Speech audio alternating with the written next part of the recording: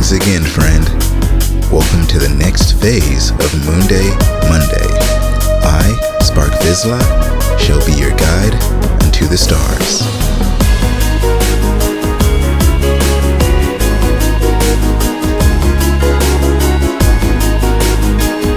As of today, on the 22nd of August, the year 2016, Lady Selene glides across the heavens in a waning gibbous.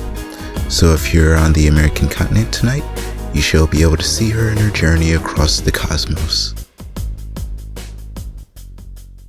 For this podcast, we'll be discussing a few things that's been happening both on the cosmic stage and the terrene plane. Of those being updates on the Google Lunar XPrize, as well as recent spacewalk that happened, space mining, and a couple of implications from that, launches, and a launch app you might find helpful. I'm not sponsored by them. It's not an ad. I just really enjoy it. And then commercial space and you.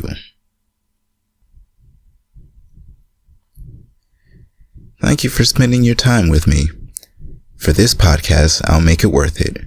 We're going to talk about the Google Lunar XPrize, a recent spacewalk, future launches, and an app to help you keep up with them, space mining, and finally, commercial space and you. Well, stand by for liftoff.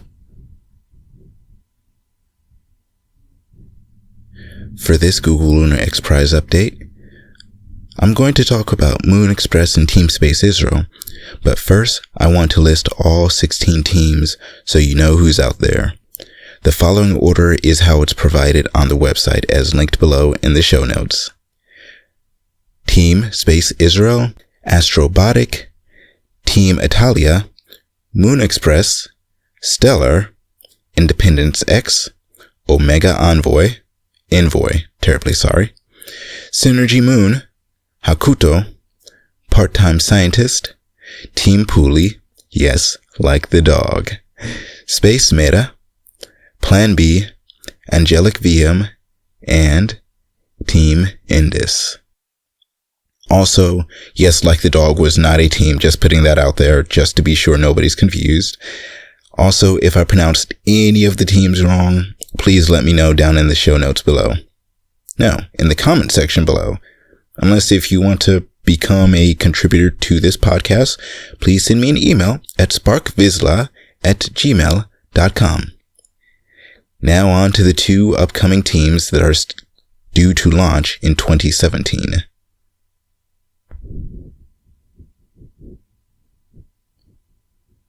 Moon Express.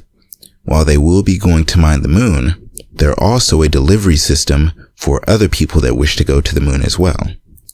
Of those people being UMD, or University of Maryland, has expressed their intention to put a sort of mirror on the moon that can reflect back to Earth. Now, this mirror and its construction and development wasn't just solely University of Maryland. Even though they spearheaded it, it had a lot of international help as well. I believe it was the Institute of Nuclear, or pretty much like the nuclear agency in Italy, helped them out. A university in Germany, as well as the Czech Republic. So it definitely had a lot of interest. So I'm looking forward to more information on this. Not a lot about it is out there, but they definitely are sending it up to the moon. Hopefully in early 2017, it looks like the launch will be. That being said, Moon Express is also delivering a possible telescope. Not much has been heard about it for the past few years, but there is interest. If we can get a nice telescope on the moon, we'll definitely be able to figure out more about our universe without the atmosphere interrupting us. Now, it is nice to have Hubble and hopefully the James Webb telescope go up pretty soon, but also having a stationary telescope on the lunar surface would be a big step, and a step in the right direction for sure. So definitely rooting for you, ME, and we'll see what comes up by the next phase.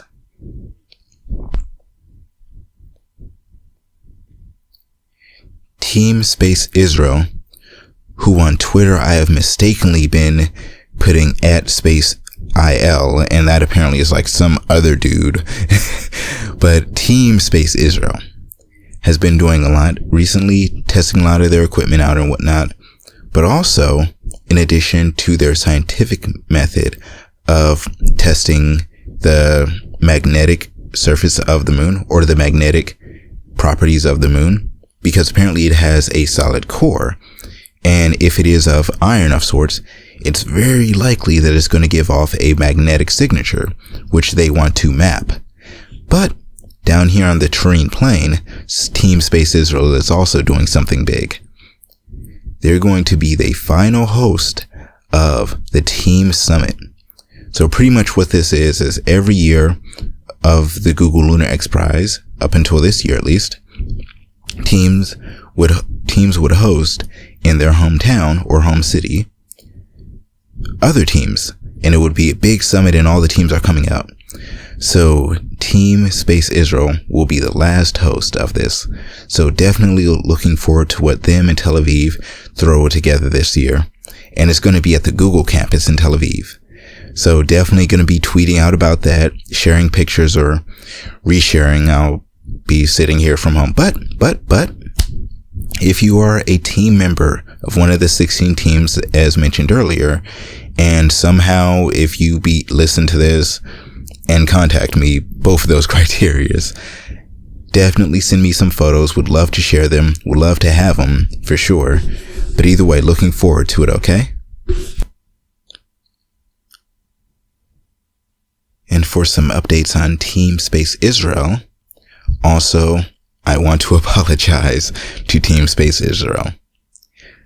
This whole time on Twitter, I've been typing @SpaceIL, when really it should have been @Team Space Israel, or Team Space IL. So yeah, some other dude without an icon has just been like getting my tweets and whatnot. So been an interesting time. However, Team Space Israel is doing quite a bit as of late. In addition to their mission to map the magnetic signature of the moon, or rather not so much map this signature, but map it out on a plane, because apparently the moon has a core. Now, if this core is iron, it should give off a magnetic signature of sorts. Either way, looking forward to what comes from that research once they launch. But before then, they're hosting the final team summit here in Tel Aviv. Not here, but in Tel Aviv. I'm in San Francisco, not in Tel Aviv. But I definitely will be bringing updates to you when this event starts. Last Friday, we had a spacewalk. This spacewalk took just under 6 hours. I believe it was 5 hours and 58 minutes. I kind of wondered why they didn't just wait the 2 minutes and go, like, just to say, yeah, we did it for 6 hours, but everybody's going to round up anyway. So, what the heck? 6 hour spacewalk. But a lot of people don't understand. There's like a day of preparation for those few hours they're out there. So for a full day, they're getting ready. Not just like, oh yeah, here's a briefing and whatnot, but it's like, nope, hey, here's a suit, here's you getting ready, here's you getting like mentally prepped. So for this 6 hours, they were out there installing the IDA, or International Docking Adapter, which sets a universal standard for both SpaceX and Boeing ships that will be coming up in the next few years. However, other companies can also adapt to this adapter, so they too can port to it as well, I believe. Still, they got it on. All mission critical tasks of the mission were complete. But on the spacewalk, I believe roughly 5+ hours into it, Jeff's earpiece began to malfunction. So they had to call it off. Again, all mission critical aspects were accomplished. So only thing they really missed out were a few skip ahead tasks, things they would do next spacewalk, but they had timed this spacewalk to do it, so they tried to get some of them out the way, as well as get a few cool photos. There's still some great video from it that was on the live stream we watched, but they came back in, got everybody situated, everybody was safe. Kate and Jeff made it back in safely. They both did great. Also of note, this was Kate's first spacewalk, first of many, so congratulations, Kate.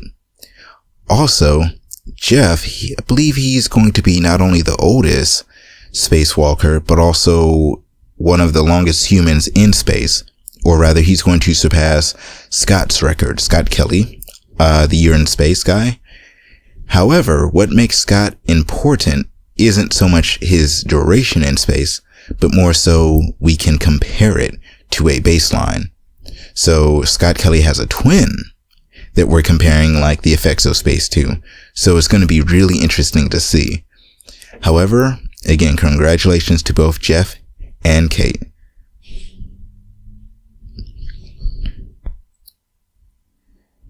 So the Dragon capsule that you may have seen in the live stream in the background during that spacewalk, that will be returning either this week or next week. I believe it's this week. I could be wrong, but it will be returning. So there definitely will be video of that. But it should also be noted that I believe it was this SpaceX launch. There was also a special device launched as well that I've noticed hasn't really been talked about, but I think it's really cool. So a gene editing device, because they wish to study how editing genes in low gravity can make a difference. You may have heard of CRISPR and Cas9 as of late. So that's going to be also viewed in space and seeing how that can be improved here on Earth, or rather what's being done currently with Cas9 and CRISPR, how it's done in space essentially. Long story short, there's also a lawsuit in effect due to who discovered CRISPR. That's a whole nother podcast on itself. Anywho, that's going to be taking place and more research and announcements will come in time from that. So stay tuned for that as well. So the Dragon capsule will be returning next week, this week or next week. And I definitely will keep you up to date on that. Okay. If there is a live stream of it, rest assured I will be posting it in my Twitter feed. You can also follow SpaceX on Twitter to see when they announce it, or even NASA or ISS_research.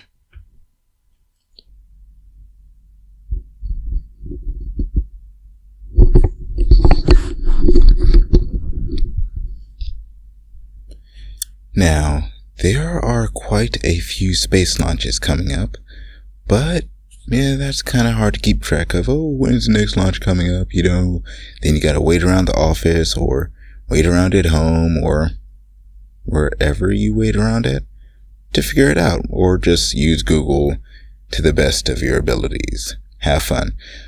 But I found really two interesting and fun sources that I've come to enjoy. The first being Launch Alert, an app which allows you to know all of the upcoming launch dates, as well as the launching source and where to view it when it does launch. Really fun, nice little app. It's about 99 cents on the Google Play Store. Best 99-cent app I've ever bought. Probably one of the only apps I've ever bought, actually. That and space chemistry. Starting to see a pattern here. Also, a friend of mine informed me of flightclub.io. When I first went to it, it seemed super technical. It is really technical, but one thing I found is you can look at upcoming launches with the right-hand option menu, and then hit launch, and it'll give you graphs on the mass and whatnot and the thrust, but it also gives you an option to look at it in Google Earth, and you can see the launch trajectory. Now, this launch trajectory is also updated, and so it's really interesting to see just, okay, it's going to be at this point, and at this point, this is going to happen. At T-minus 405 seconds, it'll drop the thrusters, and so it's really interesting to see. So definitely give both of those options a look. You don't have to necessarily engage in either one, but just so you know they're out there. Both of them are just ran by people. They're not like some company that's trying to, like make it big in the world, just like two guys. One launch alert is made by like Medonix, and the other, flightclub.io is thanks to Declan, lad from Scotland. Either way, check them out, and that's one of, two ways you can keep up on the launches. Alright, moving on. Also, I am not sponsored by any of them in any way. They aren't paying me to promote them or even mention them. They don't even know I exist. Okay, maybe the launch alert guy does, but I just mention them because I really and truly enjoy them. That's it. Alright, now moving on.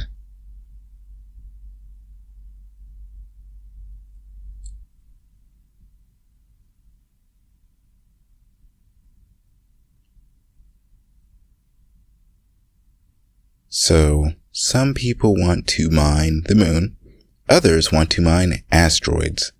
So asteroid mining has been something I've always been into because it's just something cool. But Deep Space Industries, one of my longtime favorites, has finally announced their concept for the Prospector 1.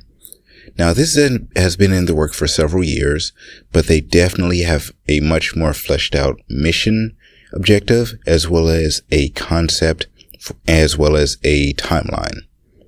So they want to begin mining by the 2020s, and in the next few years they want to have a launch for the Prospector 1, which will be a test to go to the moon, to go to an asteroid, which is still being selected, and then mine it, come back, and boom, see where we can go from there. If you are a subscriber to the SciShow Space channel, you probably already know this, because Hank Green recently did a video on it, but if you are not, there is a link below. So definitely check that out. On a side note, there is an upcoming launch. Again, check out Launch Alert or check out Test Flight, I believe it is, testflight.io to find out the launch, or just look up, okay, never mind. OSIRIS-REx is the name of the upcoming NASA mission, which will launch a probe to a nearby asteroid or an incoming asteroid, Bennu, I believe it is. Again, if I am mispronouncing the name, tell me in the comments below. But they're launching it in the next month. So in the next month, we're going to be shooting something off to an asteroid. So it's not as cool as Deep Space Industries, because this is a NASA mission, which isn't as cool as a commercial mission, but it's still a mission, and there's still something we can learn from it. It should also be noted that this is not the first time we're going to an asteroid. While yes, there is the Rosetta mission and the Philae lander, but before that, there was the Hayabusa mission by the Japanese. So by 2010, they had came back from an asteroid with samples, and then they analyzed it. And there were even and still designing methods on how to properly analyze materials from that asteroid. So even though like Japan has done it, it's not necessarily they've done it, so we're going to do it better. It's not necessarily that. It's more so, it's not even that. It's more so Japan went and it's like, how do we analyze an asteroid without contaminating it? These processes that they learned are now being trickled down, and even they're communicating with the OSIRIS-REx team on how they did it and what they can learn as well. In turn, I hope that NASA or the OSIRIS-REx team can go up and do something similar, bring back knowledge, pass it back to the Japanese, as well as pass it forward to Deep Space Industries. So definitely quite a few companies to look out for. Check out the video with Hank Green in it, learn some new knowledge, but either way, asteroid mining is finally on its way.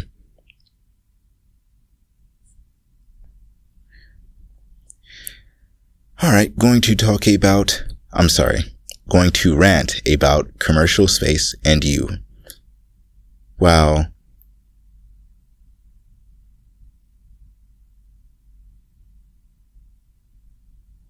the most interesting thing to me is space and whatnot, I think the most valuable thing here is you. Yes, you, listener, you. Thank you again for listening to me this long. What are we on, like 10 plus minutes? Anywho, point being, the most valuable thing is understanding how commercial space, not even commercial space, but space exploration as a whole affects us. And it doesn't quite affect us in the way we think of things. For example, we're a society that's based on hunter-gatherers going out and hunting animals and bringing back food. Nowadays, we're hunting and gathering bargains and deals and bringing them back home so they can sit on our shelves and not really have much benefit to our lives. Before, our ancestors used to look up to the stars. Hell, they used to look up. Something we can't really say too much in today's society. Both as a culture and literally enforced by our technology, we tend to keep our heads down. Before, those before us would look up, they had to understand the stars to understand the seasons. Because if you didn't, you died. If you got the moon wrong, you died. If you made a miscalculation, you died.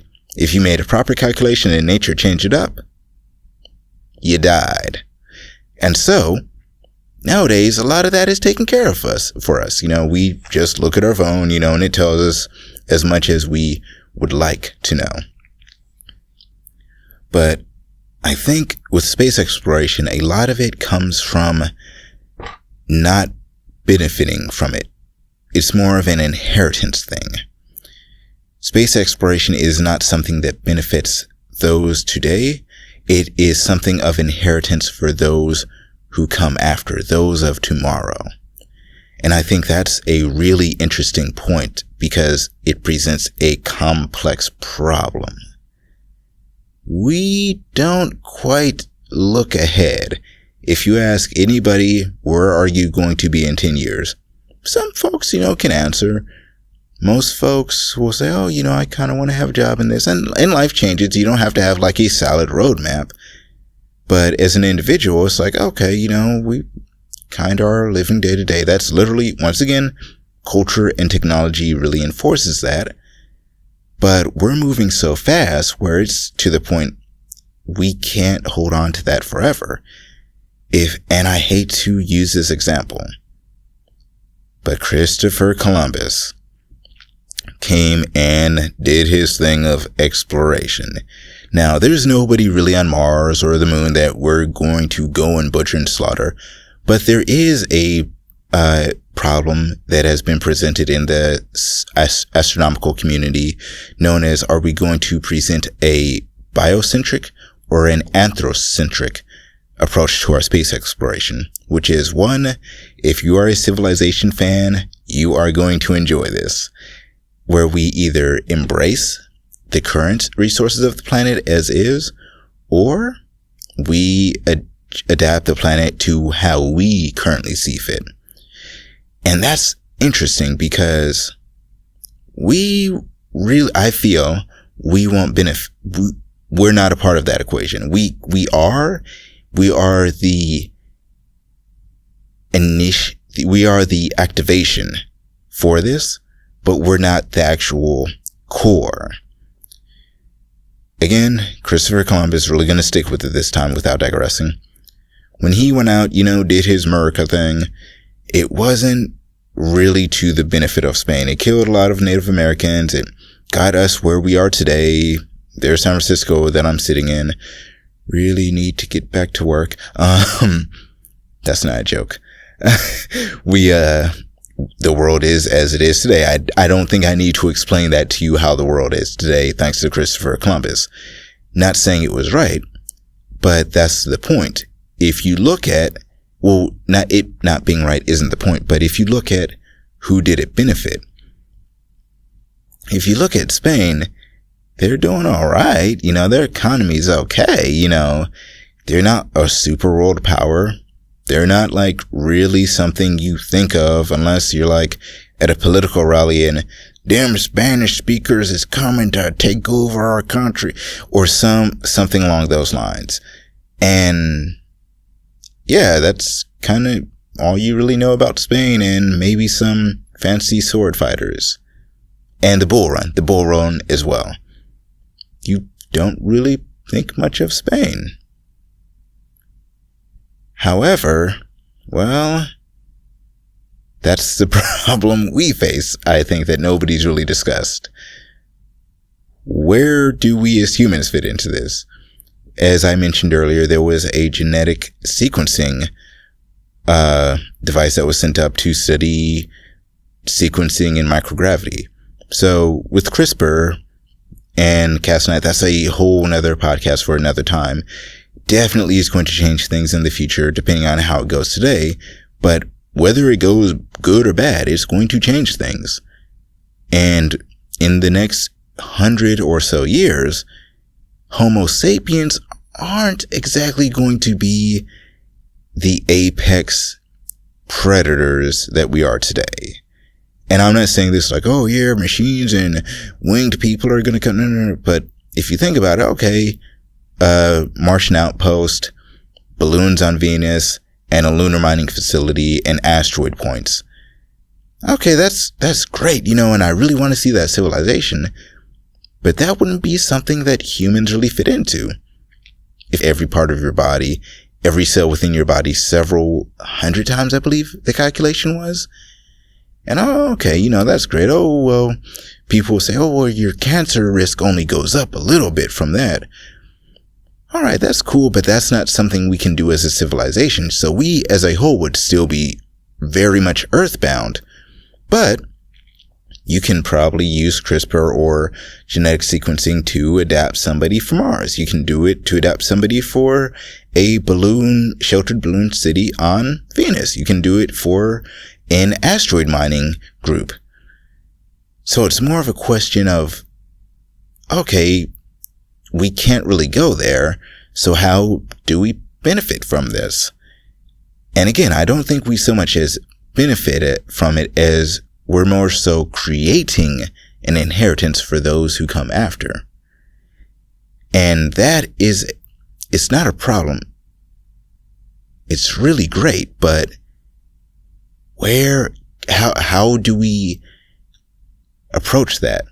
Because it's not just a question of, how can SpaceX get to Mars and do mining there so their profit margins can increase? No, this is, hey, how do we colonize Mars in such a way that those that come after can efficiently run a society on it?